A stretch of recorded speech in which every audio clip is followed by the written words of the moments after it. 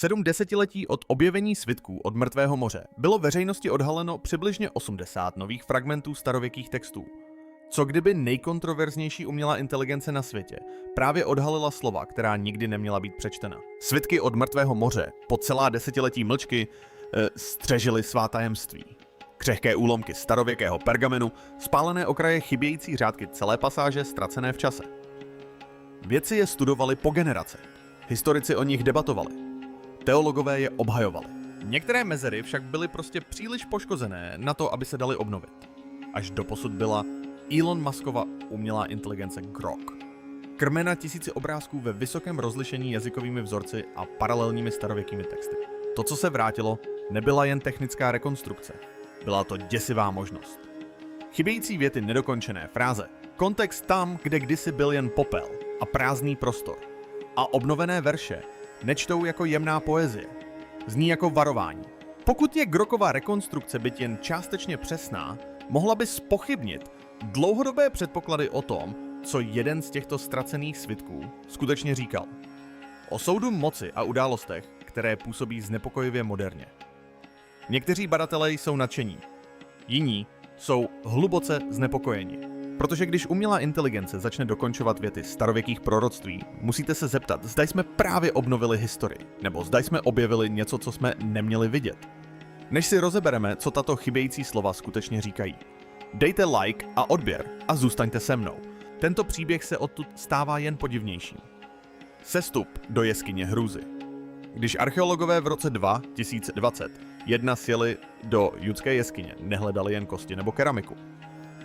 Hledali něco hlubšího, něco, co bylo pohřbeno pod prachem a časem více než 60 let. To, co odhalili, byl jen začátek. Skutečný šok přišel později, když Elon Musk s umělou inteligencí Grok dal věci dohromady. K tomu se ještě dostaneme. Ale nejdříve se podívejme, kde to všechno začalo. Aby se vědci dostali do jeskyně, museli se jít přímo dolů po strmém 80-metrovém srázu z okraje útesu. Nebylo to jen riskantní, bylo to fyzicky náročné. Ale pro Orena Abelmana a jeho tým z izraelského úřadu pro památky se úsilí vyplatilo. Hluboko v těchto skalách byly ukryty fragmenty starověkých textů. A nejen tak ledačeké texty. Byly to kousky svitků od Mrtvého moře.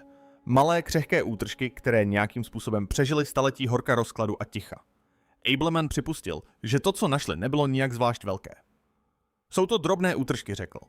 Ale i útržky mohou hodně vypovídat, když jsou uspořádány ve správném pořadí. Týmu se podařilo některé z nich znovu poskládat jako skládačku puzzle. Pomalu se fráze a významy začaly vracet k životu a nabízely hrubou představu o tom, co kdysi bylo. Jeskyně, kde se to všechno stalo, je oficiálně známá jako Jeskyně 8. Většina ji ale nazývá jinak. Jeskyně hrůzy. Toto jméno nebylo vybráno náhodně. Vzniklo podle toho, co se uvnitř našlo. V 50. a 60. letech 20. století toto místo zkoumali badatelé jako profesor Yigael Yadin a profesor Johanan Aharoni. Zajímali se o něj i místní beduíni v oblasti Negev. Jejich nálezy vykreslili děsivý obraz. Kolem roku 35 našeho letopočtu, během pádu Bar Kochbova povstání, hledala v jeskyni útočiště skupina židovských mužů, žen a dětí. Celkem asi 40 lidí. Římské síly oblast rychle obklíčily a utábořili se přímo nad útesem. Bez možnosti úniku stáli lidé uvnitř před nemožnou volbou. Odmítli se vzdát. Jeden po druhém umírali uvěznění žízniví a zapomenuti. Jejich kostry zůstaly tam, kde padly. To je důvod, proč si jeskyně vysloužila své ponuré jméno. A nyní se přesuňme do současnosti. Tyto nové fragmenty byly vytaženy ze stejné jeskyně. A díky moderním nástrojům je vědci mohli zkoumat podrobněji než kdykoliv předtím, ale už je nestuduje jen lidské oko. Do hry vstoupila umělá inteligence Grok. A to, co začíná odhalovat, by mohlo změnit vše, co jsme si mysleli, že o těchto starověkých textech víme. Dovolte mi, abych vás tím provedl. Svitky, které přežily. Nalezení něčeho nového v jeskyni hrůzy se po tolika letech zdálo nepravděpodobné. Ale někdy jsou to ty nejmenší věci skryté na očích, které všechno změní. A tentokrát se to, co vypadalo jako pouhá šmouha v prachu, ukázalo být mnohem důležitější. Více než 60 let poté, co profesoři Yigael Yadin a Johanan Aharoni prozkoumali jeskyni, se do ní vědci vrátili s lepšími nástroji a bystřejším zrakem. Suché, chráněné a izolované podmínky v jeskyni dobře zachovaly vše, co uvnitř uvěznilo. Ale i tak se v tomto prostředí nepracovalo snadno. Tlumené světlo a silné vrstvy prachu stěžovali pozorování čehokoliv neobvyklého. Jeden z archeobotaniků týmu si něčeho všiml. Slabých značek na shluku drobných úlomků. Zpočátku na nich nic nevyčnívalo, ale po bližším zkoumání tyto malé zaprášené kousky odhalily stopy inkoustu. Známky písma, které vedly k důležitému objevu. Byly součástí starověkého svitku. Byla to jemná stopa, kterou si nikdo nemohl nevšimnout, ale vedla k obnovené vlně vzrušení. Ve vlhčím podnebí by se tyto fragmenty rozložily k nepoznání. Ale v této pouštní jeskyni zůstaly pohřbeny a nedotčené téměř 2 let. Historie svitků od mrtvého moře sahá až do 20, století, kdy byly objeveny první fragmenty. Většina těchto svitků byla spojena s komunitou žijící v Qumránu. Mnoho učenců se domnívá, že tato skupina se nazývala Esejci. Byla to židovská sekta s vlastní vírou a spisy. Tento názor je však stále předmětem debat. Původní svitky od mrtvého moře byly tak významným nálezem díky svému obsahu.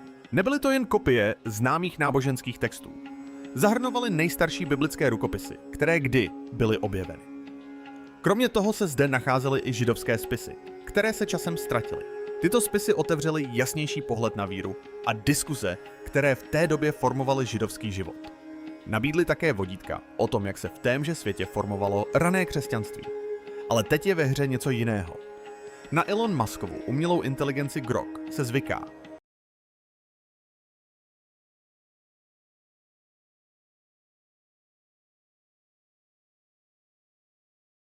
Analyzovat tyto fragmenty způsobem, jakým by to žádný člověk nikdy nedokázal. A co to odhaluje? Stisknutí tlačítka. To se mi líbí, vás může posunout o krok dál na této tajemné cestě. Dítě, košík a svitky. Skrytá pod suchou zemí a prachem času jeskyně pomalu začala odhalovat části dávno minulého světa. Vedle fragmentů svitků archeologové narazili na něco hluboce osobního. Poblíž vchodu do jeskyně těsně pod 2 plochými kameny objevili mumifikované ostatky dítěte. Odhadovaný věk dítěte se pohyboval mezi 6 a 12 lety a tělo bylo opatrně uloženo do fetální polohy. Jeho hlava a trup byly zabaleny do látky. Nohy zůstaly odkryté. V rukou svíralo další kus látky. Způsob, jakým bylo dítě uloženo, naznačoval, že ho někdo opatrně pohřbil. Pozdější testy potvrdily, že pozůstatky jsou zhruba 6,0 let staré. Tento objev byl pozoruhodný nejen kvůli stáří, ale také kvůli stavu zachování. Suchý vzduch uvnitř jeskyně udržel tělo neporušené a zmrazené v čase. Vědci se domnívají, že klima a pohřební technika sehrály roli v tom, jak dobře se tělo zachovalo po staletí. Malé tělo zabalené a spočívající těsně pod zemí působilo jako vzkaz z jiné éry. To nebylo vše, co tým našel. Hlouběji v jeskyni narazili na velký pletený koš. Jeho stav byl téměř bezchybný. Byl pevně upletený a tvarovaný pro skladování věcí. Koš měl odhadovaný objem asi 100 litrů. Pozdější analýza jej datovala do období neolitu. Ukázalo se totiž, že se jedná o nejstarší známý koš, jaký kdy byl nalezen. Jeho stáří je téměř 9,0 let. Oren Ableman vysvětlil, že podobné nálezy poskytly vědcům nový pohled na raný lidský vývoj. Košík pochází z doby známé jako předhrnčířský neolit B, období před vývojem keramiky. Byla to doba, kdy se komunity na Blízkém východě pomalu odkláněly od lovu a sběrařství. Začaly vytvářet rané zemědělské vesnice. To byl klíčový okamžik v dějinách lidstva. Lidé se začali usazovat, pěstovat plodiny a stavět si trvalé domy. Koš nebyl jen předmětem k uchovávání věcí. Představoval způsob života, který se formoval. Jeskyně nabízela víc než jen svitky a staré kosti. Poskytla badatelům vzácný vhled do toho, jak starověcí lidé žili. Starali se o svá mláďata a skladovali si jídlo. Každý předmět do obrazu přinesl něco nového. Ozvěny proroků. Ne všechno, co přežije minulost, se dochovalo v plné podobě. Někdy se dočkává v kusech malých a opotřebovaných, ale stále dostatečně významných, aby nesly význam. To byl případ i fragmentů svitků nalezených během vykopávek. Ačkoliv byly jenom částečné, vědcům se podařilo některé z nich složit dohromady. Celkem bylo nalezeno asi 80 jednotlivých kusů pergamenu. Po jejich důkladné analýze je tým propojil s tím, co je známé jako svitek 12 proroků, nazývaný také svitek malých proroků. Části téhož svitku se objevily již dříve. Na začátku 50. let 20. století místní beduíni v oblasti Nahal Hever narazili na podobné kousky a později je prodali v Jeruzalémě. Na těchto nedávných fragmentech nebylo pozoruhodné jen jejich stáří nebo stav, ale také jazyk, ve kterém byly napsány. Stejně jako dřívější nálezy byly i tyto nové kusy napsány v řečtině, nikoli v hebrejštině. Podle badatele Orena Abelmana to bylo neobvyklé. Většina biblických textů objevených v judské poušti je v hebrejštině nebo aramejštině. Řecké svitky zejména tohoto druhu jsou v této oblasti vzácné. Samotný text psali dva různí písaři každý s mírně odlišným rukopisem. Obsah se neshodoval s tradiční Septuagintou, která je nejznámějším řeckým překladem hebrejské Bible. Abelman ale vysvětlil, že svitek stále souvisí. Zdá se, že se jedná o přepracování nebo variantu Septuaginty, což naznačuje, že komunity, které tyto svitky používaly, měly své vlastní způsoby uchovávání a interpretace písma. Textura pergamenu odpovídala dřívějším kusům nalezeným ve stejné oblasti. Tato konzistence pomohla potvrdit, že fragmenty byly součástí stejného svitku, jako ty objevené před desítkami let. Pokud jde o obsah, pocházel z 12 prorockých knih, které se objevují jak v židovské Bibli, tak v křesťanském Starém zákoně. Vědci byli schopni z nově poskládaných fragmentů rozlišit asi 11 řádků textu. Mezi nimi byly i pasáže z knihy Nahum.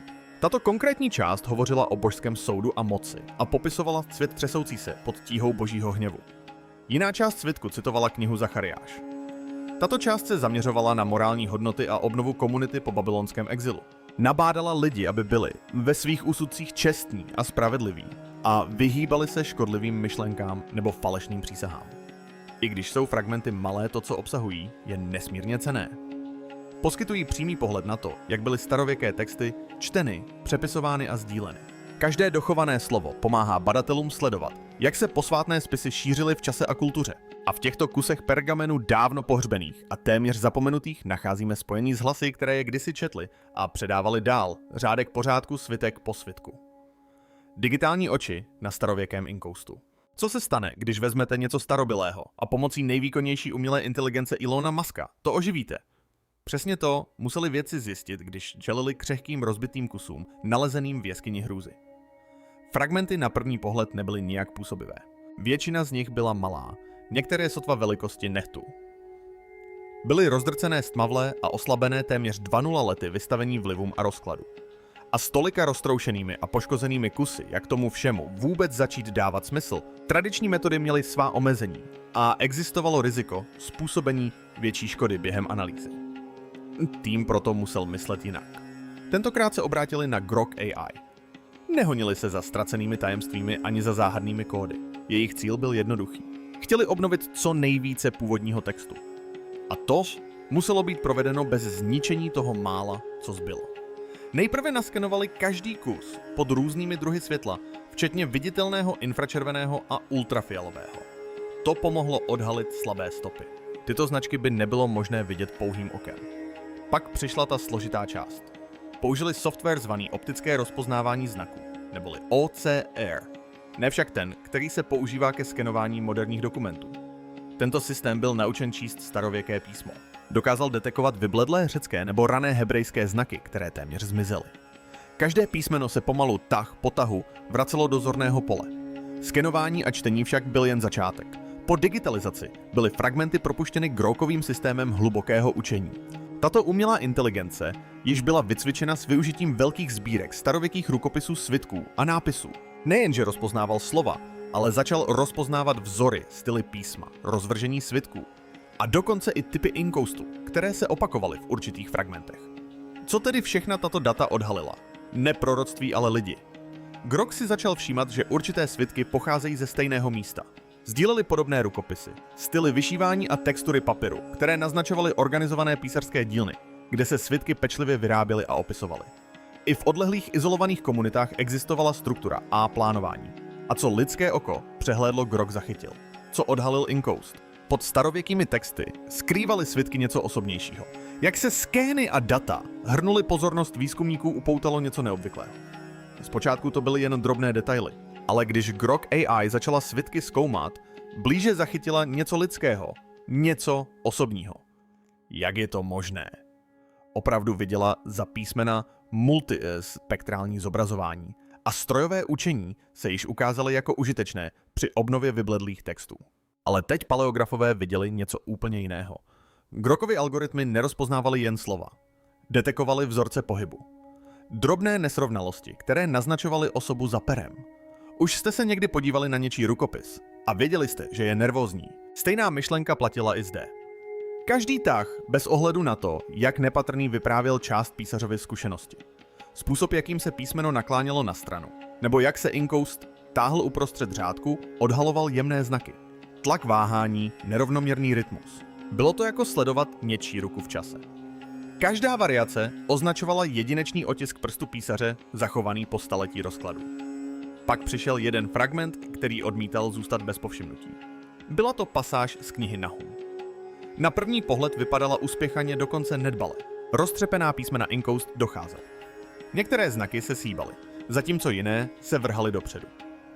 Grok si to ale neinterpretoval jako nedbalost. Místo toho si všiml mikrotřesů v tahech. Tato úroveň detailů poukazovala na něco mnohem hlubšího. Byl ten člověk, který psal nemocný, střásli se strachem nebo věkem. Mohli se schovávat, snažili se zachránit písmo, než bude příliš pozdě. Svitky se najednou staly víc než jen starověkými texty. Byly to okamžiky zmrazené v přežití. Nejen náboženské záznamy, ale syrové výrazy rukou, které měly co říct, zatímco se svět kolem nich hroutil. Nikdo přesně neví, kdo ten verš napsal, ale tlak jejich prstů, třes v zápěstí, to tam stále je. A díky umělé inteligenci Grok jsme to konečně spatřili. Sledování svitků. Právě když se zdálo, že fragmenty odhalily vše, co mohly, začala se vynořovat nová vrstva porozumění. A byla to vrstva, která propojovala body napříč geografií, jazykem a časem. Jak již bylo zmíněno, vědci se domnívali, že za svitky je zodpovědná jediná skupina, pravděpodobně esejci. Tato teorie se však začala vyvracet, jakmile se objevila umělá inteligence Grok. S přístupem k výkonným nástrojům, které dokázaly detekovat i ty nejmenší rozdíly v chemii inkoustu, textuře pergamenu a rukopisných vzorcích, se začal formovat větší a komplexnější obraz. Svitky byly psány nejen v biblické hebrejštině a aramejštině, ale také v řečtině a paleohebrejštině. To druhé je obvykle vyhrazeno pro posvátná jména. Samo o sobě to nebylo neobvyklé, ale když se tyto fragmenty začaly objevovat daleko za Qumranem v jeskyních jako Vádí Murabát a jeskyně Hruzy, vyvolalo to vážné otázky. Proč byly tak rozptýlené? Byly všechny spojeny s jednou komunitou. Tehdy začala Grokova, analýza řízená umělou inteligencí, bořit dlouhodobé předpoklady. Když systém mapoval jemné jazykové variace a porovnával je se známými regionálními styly, psaní objevilo se něco nečekaného. Konzistence ve způsobu, jakým byly tyto svitky připravovány a opisovány navzdory jejich širokému rozšíření, naznačovala organizovanější systém, než si kdokoliv dokázal představit. Některé fragmenty dokonce vykazovaly záměrné opravy, přebarvené linky a stehy, které vypadaly uspěchaně, jako by se někdo snažil zachránit to málo, co zbylo během krize. Kdo to všechno dělal? A proč tak spěchal? Co se začalo jevit jako dílo jedné izolované sekty, se nyní jevilo jako úsilí několika skupin, možná komunit roztroušených po Jeruzalémě a Galileji. Ve skutečnosti některé textové varianty, nalezené v novějších fragmentech z jeskyně Hruzy v qumránské sbírce, vůbec neexistovaly. Porovnali se s údaji z jiných židovských kruhů blíže městu v době římské okupace.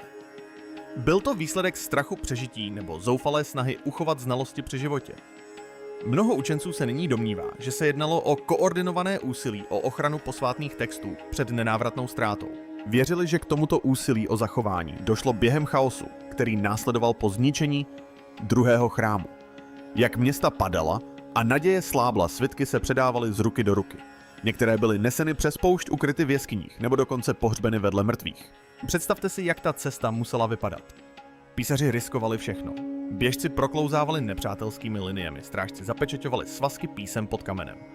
Dnes se umělá inteligence Groku a archeologie konečně dohánějí k odvaze a přesnosti, která se za těmito činy skrývala.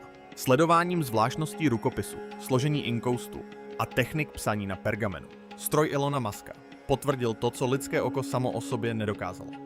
Nebylo to náhodné. Bylo to uchování s cílem. Svitky udržovala při životě zapomenutá síť. A nyní o staletí později je kód této sítě luštěn kousek po kousku. Ztracené řádky svitků.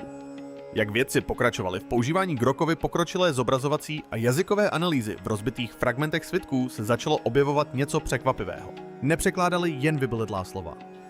Měli pocit, jako by odhalovali rozhodnutí učiněná před 1000 lety. Poškození svitků už nevypadalo úplně náhodně. Některé mezery a chybějící části se lišily podle vzorců. To vyvolalo nepříjemnou otázku. Byl to jen přirozený rozklad. Nebo někdo rozhodoval o tom, co by mělo přežít a co ne. Jeden důležitý detail vyčníval. Některé známé biblické knihy zcela chyběly. Kniha Ester tam vůbec nebyla. Ani knihy Paralipomenon, které byly důležité pro sledování královské historie a kněžských rodokmenů, tam nebyly. Jak mohly takové ústřední texty chybět? Ztratily se v průběhu času nebo byly úmyslně vyloučeny? Pak se věci staly ještě podivnějšími. Některé řecké fragmenty neodpovídaly tradiční Septuagintě. Několik pasáží zmiňovalo neznámé události a neznámé postavy. Na některých místech se tón změnil. Místo silných božských příkazů formulace naznačovala skupinová rozhodnutí a sdílenou autoritu. Jiné texty se zaměřovaly spíše na komunitní rituály než na centralizované uctívání.